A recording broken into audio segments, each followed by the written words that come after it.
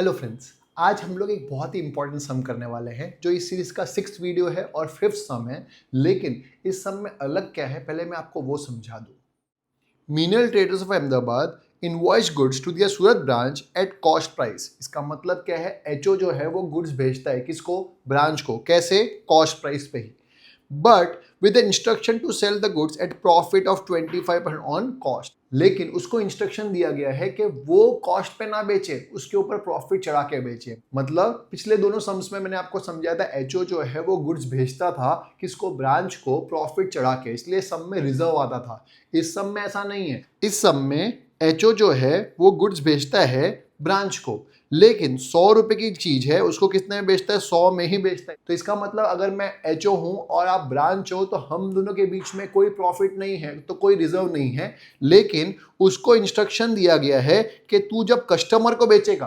तब प्रॉफिट चढ़ा के बेचना। तो इसका मतलब ब्रांच जब कस्टमर को बेचेगा तो वो बेचेगा 125 के हिसाब से। 125 कैसे आया? ऐसा बोला है, with the instruction to sell the goods at a profit of 25 on cost. मतलब 100 प्लस 25%, तो ये आ गया 125। मतलब हम दोनों के बीच में, दैट इज एचओ और ब्रांच के बीच में कोई रिजर्व नहीं है। तो इसका मतलब पूरे सम में रिजर्व नहीं आएगा, लेकिन प्रॉफिट जरूर है, क्योंकि जो ब्रांच है वो कस्टमर को बेचता है कितने में, 125 में। 100 रुपए की चीज कितने में बेचता है, 125 में। तो इस सम में रिजर्व नहीं आएगा, लेकिन प्रॉफिट जरूर आएगा। तो जिस तरह से हमने पिछले दो सम में किया था कि हम लोग रिजर्व निकालते थे किस पे, ओपनिंग स्टॉक पे, क्लोजिंग स्टॉक पे, गुड्स सेंड पे और गुड्स रिटर्न पे, वो रिजर्व इस सम में नहीं आएगा। बाकी सब कुछ सेम ही है। ऑफ कोर्स ये सम थोड़ा सा लेंदी है। क्यों? क्योंकि इसमें अगर आप देखेंगे तो इतने सारे ओपनिंग स्टॉक दिए हुए हैं। दैट इज फर्नीचर का भी अकाउंट बनेगा, स्टॉक के लिए ट्रेडिंग अकाउंट बन ही जाता है, डेटर्स अकाउंट भी बनेगा, पेटी कैश भी बनेगा, आउटस्टैंडिंग रेंट भी बनेगा और प्रीपेड सैलरी भी बनेगा। अब एक चीज जो नहीं आई है वो है आउटस्टैंडिंग रेंट। बाकी सबका बैलेंस जो होता है वो डेबिट बैलेंस होता है, लेकिन आउटस्टैंडिंग रेंट लायबिलिटी है, क्योंकि कोई चीज आउटस्टैंडिंग है तो इसका क्रेडिट बैलेंस होगा। ब्रांच में भी क्रेडिट और उसके अकाउंट में भी ओपनिंग बैलेंस जो होगा वो क्रेडिट साइड पे होगा, क्लोजिंग डेबिट साइड पे होगा। सिंपल है, बाकी सब कुछ सेम ही है। तो हम लोग क्या करते हैं, सम स्टार्ट करते हैं। क्वेश्चन हमने ऑलरेडी पढ़ ही लिया है कि इस सम में रिजर्व नहीं आएगा।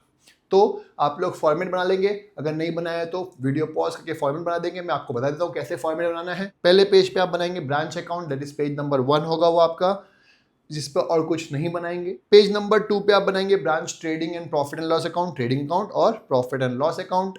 पेज 3 पे बनाएंगे आप debtors account, petty cash account. अगर आपके पास जगह है तो फर्नीचर अकाउंट भी बना दीजिए, नहीं है जगह तो कोई दिक्कत नहीं, 2 बनाओगे तो भी चलेगा। मैंने 3 बना दिए, मेरे पास 3 जगह थी इसलिए। और लास्ट पेज पे आप बनाएंगे आउटस्टैंडिंग रेंट अकाउंट और लास्ट में प्रीपेड सैलरी अकाउंट। क्यों? क्योंकि इन सबके ओपनिंग क्लोजिंग दिए हुए हैं।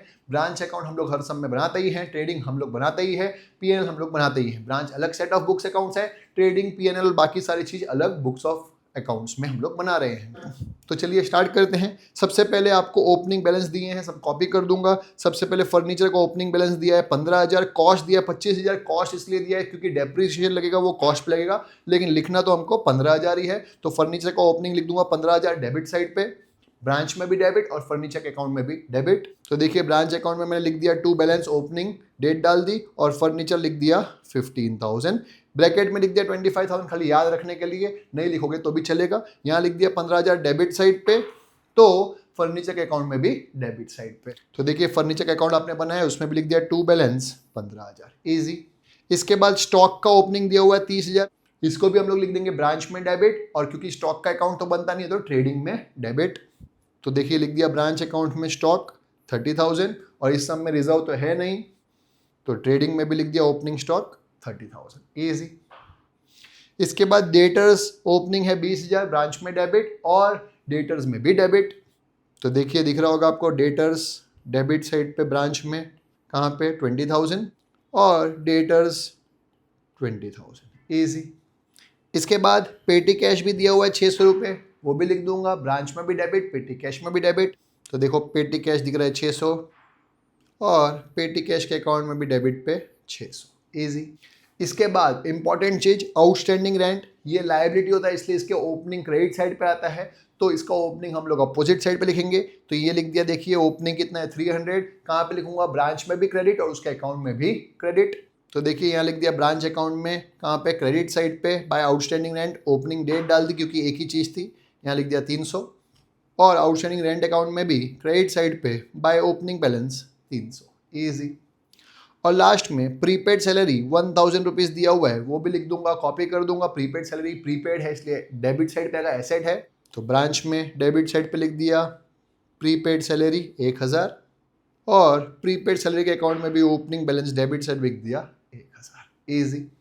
इसके बाद अगर आप ऊपर एक लाइन पढ़ते हैं तो क्वेश्चन में दिया हुआ है all the expense of branch are paid by the head office but for petty disbursement the head office sends petty cash of ₹200 to the branch at the beginning of each month. ये ध्यान से समझिएगा, हर महीने की starting में HO जो है वो 200 रुपये भेज देता है, किसको, ब्रांच को, काई के लिए, पेटी कैश के लिए, काई के लिए, पेटी कैश के लिए। तो पेटी कैश पे इफेक्ट आने वाला है 200 रुपये एचओ जो है वो ब्रांच को भेजेगा 200 पर मंथ के हिसाब से। तो एक महीने का 200, तो पूरे साल का आ गया 200 इंटू 12, 2400। ये एचओ ने पैसा भेजा है किसको, ब्रांच को। तो तेरे मेरे बीच में ट्रांजैक्शन हुआ है तो ब्रांच अकाउंट में इफेक्ट आएगी, कितने की, 2400 की, petty cash sent by HO to branch. तो पेटी कैश में भी डेबिट पे आ जाएगा और ब्रांच अकाउंट में भी डेबिट पे आ जाएगा। तो देखिए ब्रांच अकाउंट में आपको दिख रहा होगा 2400, पेटी कैश सेंट कहाँ पे आया, डेबिट साइड पे, तो पेटी कैश में भी कहाँ पे लिखूंगा हम लोग, डेबिट साइड पे। तो देखिए पेटी कैश में आ गया टू कैश 2400, ये इफेक्ट यहाँ पे लिख दी ताकि बाद में हमको ना देनी पड़े, अभी दिख गया तो मैंने अभी इफेक्ट डाल दी है। अब ये पेज का क्वेश्चन तो कंप्लीट हो चुका है, आगे बढ़ते हैं। ये भी पूरा क्वेश्चन है, लेंदी समय मैंने पहले बताया ही था, ध्यान से समझेंगे। गुड्स सेंड टू ब्रांच दिया हुआ 1,90,000, एचओ ने गुड्स भेजा है किसको, ब्रांच को। तो तेरे मेरे बीच में ट्रांजैक्शन हुआ है तो ब्रांच में भी डेबिट, और गुड्स है तो ट्रेडिंग में भी डेबिट। तो देखिए ब्रांच में डेबिट पे लिख दिया to goods send to branch 1,90,000, और ट्रेडिंग में भी डेबिट पे लिख दिया goods send to branch 1,90,000, easy. इसके बाद गुड्स रिटर्न बाय ब्रांच, आपने गुड्स मेरे को थोड़ा रिटर्न कर दिया, दैट इज ब्रांच ने रिटर्न कर दिया एचओ को, तेरे मेरे बीच में ट्रांजैक्शन हुआ है। जब मैंने भेजा था तो डेबिट पे आया था, आपने रिटर्न किया है तो क्रेडिट पे आएगा। तो ब्रांच में भी क्रेडिट और ट्रेडिंग में भी क्रेडिट क्योंकि गुड्स है। तो देखिए ब्रांच में क्रेडिट साइड पे आ गया बाय गुड्स रिटर्न कितना, 10,000, और ट्रेडिंग में भी क्रेडिट साइड पे आ गया बाय गुड्स रिटर्न 10,000, ईजी। इसके बाद goods return to branch by debtors, मतलब जिसको ब्रांच ने गुड्स बेचा होगा दैट इज कस्टमर को, दैट इज डेटर्स को, उन्होंने गुड्स रिटर्न कर दिया, दैट इज सेल्स रिटर्न है। सेल्स रिटर्न में मैं बीच में आता नहीं हूं, ये ब्रांच और कस्टमर के बीच की बात है तो इसलिए मैं बीच में नहीं आऊंगा, दैट इज सेल्स रिटर्न। तो सेल्स में से माइनस होगा, ब्रांच अकाउंट में इफेक्ट नहीं आएगा, सेल्स में से माइनस होगा, और किसने रिटर्न किया, डेटर्स में, तो डेटर्स में भी आ जाएगा, दैट इज अपोजिट साइड पे इफेक्ट आने वाली है। तो ट्रेडिंग अकाउंट में सेल्स लिखते हैं उसमें से माइनस कर दूंगा, तो अभी जगह छोड़ देता हूँ, बाय सेल्स लिख के कैश की भी जगह छोड़ दी, क्रेडिट की भी जगह छोड़ दी, आपने यहाँ पे जगह छोड़ दी होगी। इसमें से माइनस करूंगा सेल्स रिटर्न 4000, माइनस किया है, इसका मतलब ये क्रेडिट साइड है तो माइनस किया, तो यहाँ पे डेबिट साइड पे लिखा है। ये 4000 कहाँ पे लिखा हुआ है, डेबिट साइड पे, क्योंकि माइनस किया है। यहाँ पे आया डेबिट तो कहीं ना कहीं पे क्रेडिट पे आएगा, किसने रिटर्न किया है, डेटर्स ने, तो डेटर्स में क्रेडिट साइड पे आ गया बाय सेल्स रिटर्न 4000, ईजी।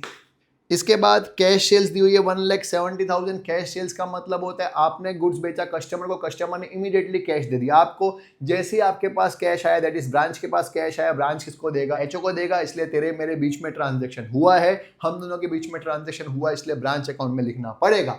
तो कैश सेल्स की इफेक्ट आएगी, एक तो ट्रेडिंग अकाउंट में आपने जगह छोड़ी हुई है कैश सेल्स की, और दूसरी ब्रांच में, और सेम साइड पे आएगी क्योंकि ब्रांच में इफेक्ट आएगी, इसलिए दोनों साइड पे क्रेडिट साइड पे आ जाएगी।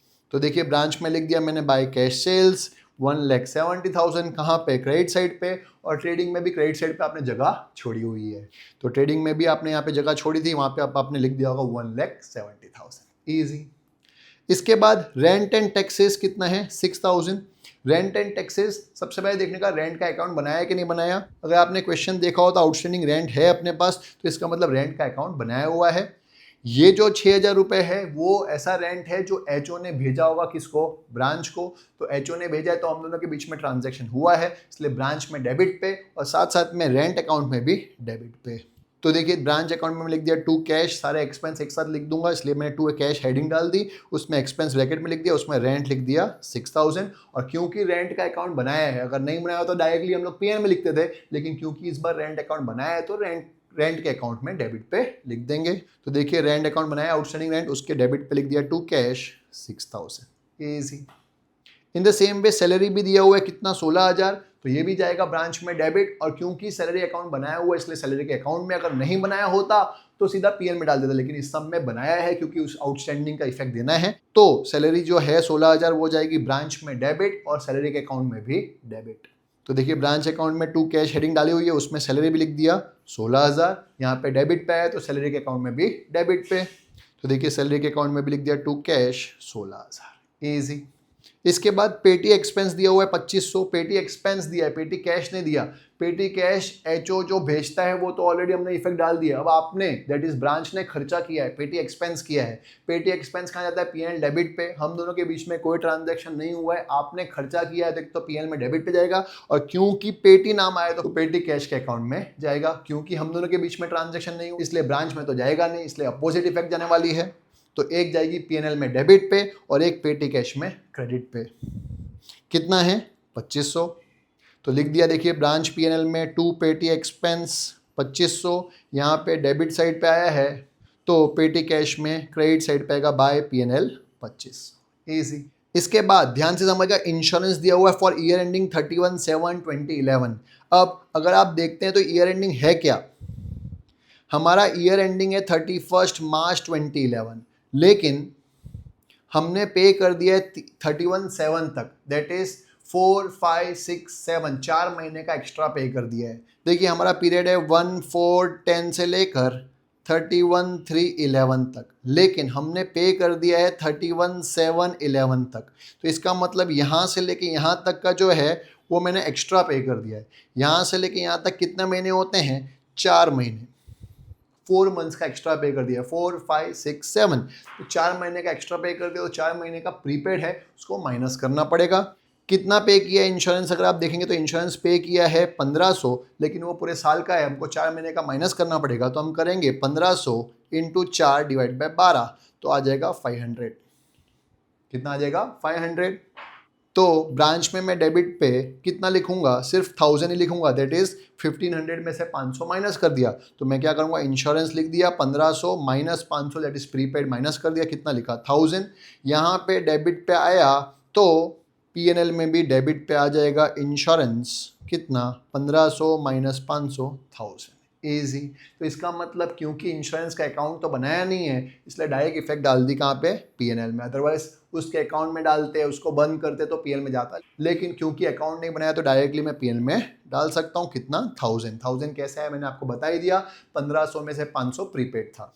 इसके बाद बेड डेट्स दिया हुआ है कितना? 2000। बेड डेट आपके कस्टमर ने आपके साथ बेड डेट किया है, मैं तो बीच में आया नहीं, तो ब्रांच में इफेक्ट नहीं आएगी। जब ब्रांच में इफेक्ट नहीं आएगी तो अपोजिट साइड पे इफेक्ट आने वाली है, तो पीएनएल में डेबिट और डेटर्स में क्रेडिट। तो देखिए पीएनएल में डेबिट पे लिख दिया 2 बेड डेट्स, कितना? 2000। यहाँ पे डेबिट साइड पे आया तो डेटर्स में क्रेडिट साइड पे लिख दिया 2000 क्या? Bad debts, easy. इसके बाद कैश रिसीव फ्रॉम डेटर्स, जिसमें से बेड डेट रिकवर्ड भी है 1000 का, जो है 65,000। तो ये ध्यान से समझिएगा ये पॉइंट, ये 65,000 में से 1000 तो क्या है? बेड डेट रिकवर्ड है। इसका मतलब कैश रिसीव फ्रॉम डेटर्स कितना है? 64,000। तो 64,000 जाएगा ब्रांच में क्रेडिट पे, क्योंकि वो डेटर्स ने आपको कैश दिया हुआ, आप किसको कैश दोगे? मुझे। तो तेरे मेरे बीच में ट्रांजेक्शन हुआ है तो 64,000 की इफेक्ट आएगी ब्रांच में क्रेडिट और डेटर्स में भी क्रेडिट। तो देखिए ब्रांच में मैंने क्रेडिट साइड पे लिख दिया है बाय कैश फ्रॉम डेटर्स, कितना? 64,000। यहाँ पे क्रेडिट साइड पे तो डेटर्स में भी by cash from debtors 64,000 credit side पे, इजी। अब बात करते हैं ये 1000 के बेड डेट रिकवरी की। बेड डेट रिकवर हुआ है तो ये हमारी इनकम है। जैसे ही इनकम आई है तो इनकम कहाँ जाती है? प्रॉफिट एंड लॉस में, क्रेडिट साइड पे। और जैसे ही आपके पास 1000 रुपये बेड डेट रिकवर का आएगा, आप किसको दोगे? एचओ को दोगे, तो हम दोनों के बीच में ट्रांजेक्शन भी आएगा। तो ये 1000 की इफेक्ट कहाँ जाएगी? ब्रांच में क्रेडिट पे और पीएनएल में भी क्रेडिट पे। तो देखिए ब्रांच अकाउंट में क्रेडिट साइड लिखा है बाय बेड डेट रिकवर्ड 1000 और पीएनएल में भी लिख दिया by bad debt recovered 1000, easy. उसके बाद टोटल सेल्स दी हुई है 2,60,000। अब टोटल सेल्स में से 1,70,000 तो क्या थी? कैश सेल्स थी, तो मुझे बाकी का बचा हुआ क्रेडिट सेल्स मिल जाएगा। कैसे? 2,60,000 में से 1,70,000 माइनस कर दूंगा तो आ जाएगा 90,000, ये आपकी क्रेडिट सेल्स आ गई।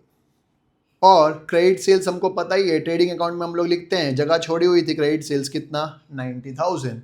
अब हमको ये पता है क्रेडिट सेल्स में एचओ बीच में नहीं आता है, क्योंकि आपने क्रेडिट सेल्स किए कस्टमर को, मैं तो बीच में आया ही नहीं क्योंकि अभी कैश नहीं आया इसलिए, तो इसका मतलब ब्रांच में इफेक्ट नहीं आएगी। इसका मतलब दोनों इफेक्ट दूसरी बुक्स ऑफ अकाउंट्स में आएगी। तो यहाँ पे अगर क्रेडिट साइड पे आई है तो दूसरी इफेक्ट कहाँ जाएगी, डेबिट साइड पे। क्रेडिट सेल्स किसको करते हैं, कस्टमर्स को। कस्टमर कौन है, डेटर्स, तो डेटर्स में आ जाएगी डेबिट साइड पे।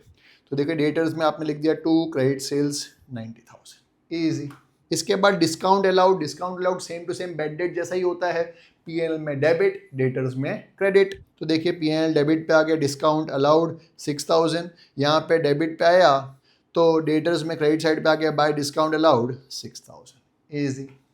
इसके बाद furniture send to branch on 1/10/2010 15,000। अब फर्नीचर भेजा है 15,000 का, कब भेजा है 1/10 को, तो इसका मतलब यहाँ कहीं पे फर्नीचर भेजा होगा 1/10/2010 को। तो ये जो नया फर्नीचर भेजा है उसके ऊपर जो डेप्रिसिएशन आएगा वो सिर्फ 6 मंथ्स का ही आएगा। तो अभी फिलहाल तो फर्नीचर भेजा है, डेप्री निकालेंगे तब का तब देख लेंगे। तो एचओ ने फर्नीचर भेजा है किसको, ब्रांच को, कब भेजा है 1/10 को, 1/10 से लेके 31/3, जब डेप्री निकालूंगा तब 6 महीने का निकालूंगा। अभी फिलहाल हम लोग को फर्नीचर भेजा उसकी एंट्री करनी है। एचओ ने भेजा है तो इसका मतलब तेरे मेरे बीच में ट्रांजैक्शन हुआ है तो ब्रांच में आएगा, ब्रांच में डेबिट पे तो फर्नीचर में भी डेबिट पे। तो देखिए ब्रांच अकाउंट में लिख दिया 2 फर्नीचर सेंट, 1/10 डेट डाल दी, कितना 15,000, यहाँ पे डेबिट पे आया तो फर्नीचर के अकाउंट में भी डेबिट पे लिख दिया 2 कैश, ब्रैकेट में फर्नीचर सेंट, कितना 15,000, ईजी। इसके बाद आपको बोला है depreciation on furniture is to be avoided 10% as per straight line method. क्योंकि स्ट्रेट लाइन मेथड दी है तो इसका मतलब डेप्रीशिएशन हमेशा कॉस्ट पे निकलेगा।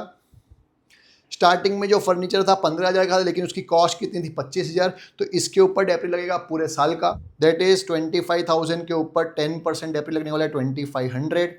ये तो पूरा साल का डेप्रीशिएशन लगने वाला ही है। लेकिन ये जो नया फर्नीचर भेजा है वो तो साल के बीच में भेजा था, तो इसके ऊपर पूरे साल का नहीं, उस पर सिर्फ 6 महीने का डेप्रीशिएशन लगेगा। तो हम निकाल सकते हैं 15,000 इंटू 10% इंटू 6 डिवाइड बाई 12, तो आ जाएगा 750। तो टोटल मिला के आ गया 2500 प्लस 750, दैट इज 3250, सिंपल। और डेप्रीसिएशन खर्चा होता है तो वो कहाँ लिखते हैं, पीएल में डेबिट पे। तो देखिए पीएल में डेबिट पे लिख दिया 2 डेप्रीसिएशन फर्नीचर, कितना 3250। यहाँ पे डेबिट साइड पे आया तो कहीं ना कहीं पे क्रेडिट पे आने वाला है, कहाँ पे जाएगा, फर्नीचर के अकाउंट में ही। तो देखिए फर्नीचर के अकाउंट में लिख दिया बाय पीएनएल 3250, ईजी। और लास्ट में एडवर्टीजमेंट एक्सपेंस दिया 1250 is yet to be paid. 1,250 खर्चा तो है, हमने पे नहीं किया, फ्यूचर में पे तो करना ही है, तो एचओ पे करेगा किसको, ब्रांच को।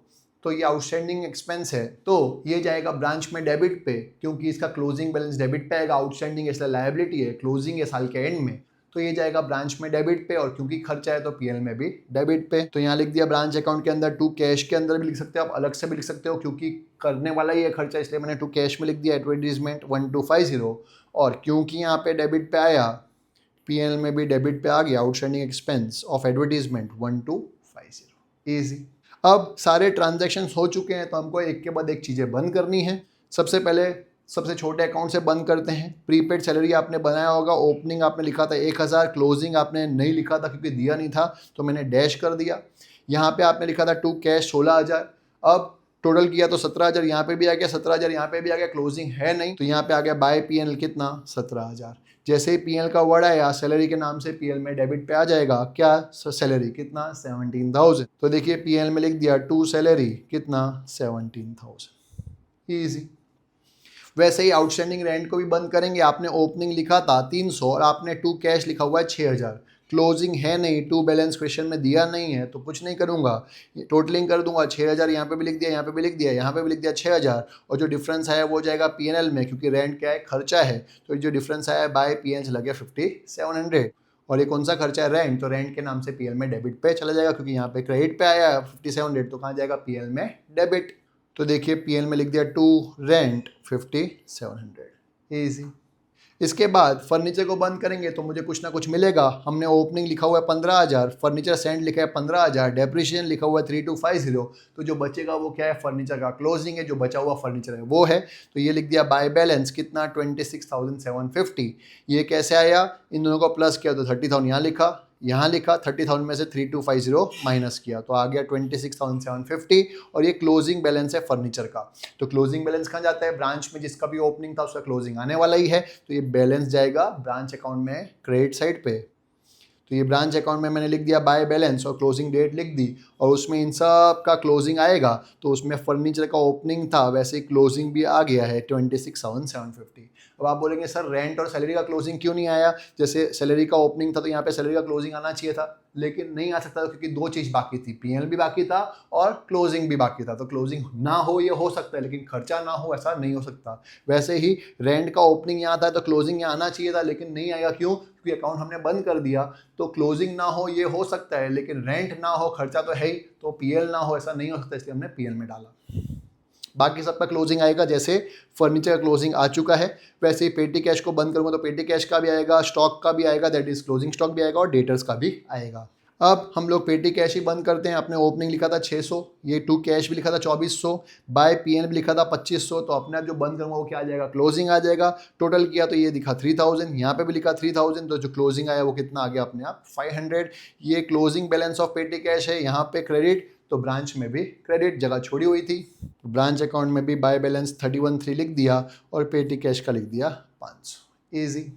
इसके बाद डेटर्स को बंद करेंगे। डेटर्स में आपने दो चीज़ लिखी थी, डेबिट साइड पे 20,000 और 90,000 और क्रेडिट साइड पे 1, 2, 3, 4 चीज़ लिखी हुई है। तो टोटलिंग करेंगे तो आपका आएगा 1,10,000 यहाँ पे, 1,10,000 यहाँ पे। इस 1,10,000 में से इन चारों चीज़ को माइनस कर दूंगा तो अपने आप आ जाएगा क्लोजिंग 34,000। ईजी। तो ब्रांच में भी क्लोजिंग डेट में लिख दिया डेटर्स 34,000। ईजी है। अब हम लोग बंद करेंगे ट्रेडिंग अकाउंट। ट्रेडिंग अकाउंट में से मेरे को दो चीज़ बाकी है, एक तो जीपी भी बाकी है और एक क्लोजिंग स्टॉक भी बाकी है। दोनों चीज़ बाकी है तो दोनों में से एक चीज़ निकालनी पड़ेगी। तब हमको आता है स्टेटमेंट याद कि जो ब्रांच है वो कस्टमर को गुड्स बेचता था कितने में? 125 के हिसाब से। 100 रुपये का चीज़ है, 125 में बेचा है, मतलब 25 रुपये क्या है? प्रॉफिट है। तो इसका मतलब जितना भी सेल्स है उसमें 25% प्रॉफिट है। तो हम बोल सकते हैं 100 रुपये की चीज़ 25% प्रॉफिट चढ़ा के 125 में बेची है। अब सेल्स कितनी है? सेल्स है 2,56,000, तो यहाँ लिख दिया 2,56,000। इसका प्रॉफिट निकालने के लिए हम कर सकते हैं 2,56,000 इंटू 25 डिवाइड बाई 125, तो मुझे जीपी मिल जाएगा जो आएगा 51,200। क्लियर?